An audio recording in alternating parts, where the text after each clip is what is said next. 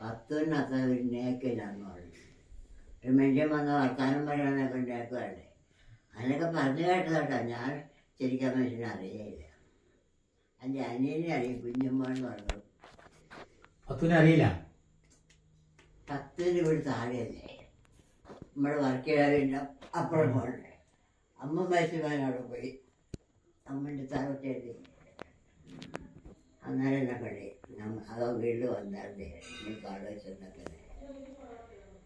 10 അറിയില്ല. ആ മരിച്ചുപോയ ചേട്ടനെ അറിയും.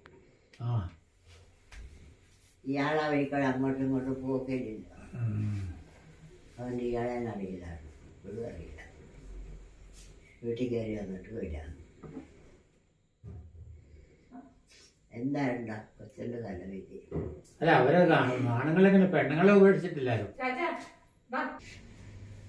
അമ്മയോട് വിളിക്കാനൊക്കെ അങ്ങനത്തെ ഇങ്ങനത്തെ ഒക്കെ വർത്താനം പറഞ്ഞു.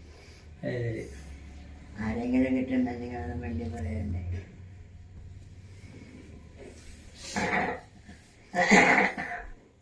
നീ അങ്ങോട്ട് വന്നതാ അമ്മച്ചിയുടെ അടുത്തേക്ക് വന്നത്. ഇത് വലിയ മുണ്ട് അപ്പൊ എനിക്ക് ഓർമ്മ. എനിക്ക് മരുന്ന് കഴിക്കാനുണ്ട്, ഞാൻ മരുന്ന് എടുത്തില്ല. ഇനിയിപ്പോ എന്താ കഴിച്ചോ? എന്റെ പൊറോട്ട കഴിച്ചോ? പൊറോട്ട കഴിക്കാം. അതിന് ചോറുണ്ണാൻ പറ്റില്ല. മരുന്ന് കഴിച്ചിട്ടോ? മരുന്ന് കഴിച്ചില്ല. ചോറിനാണെങ്കിൽ നന്നൊന്നും കഴിക്കണ്ടെന്നെ.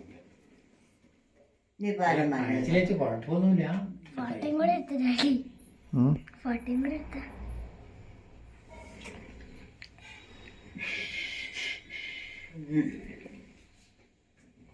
രണ്ട് കുഞ്ഞുങ്ങളായിപ്പോഴത്തേക്ക് വിടുള്ള പാടുന്നു.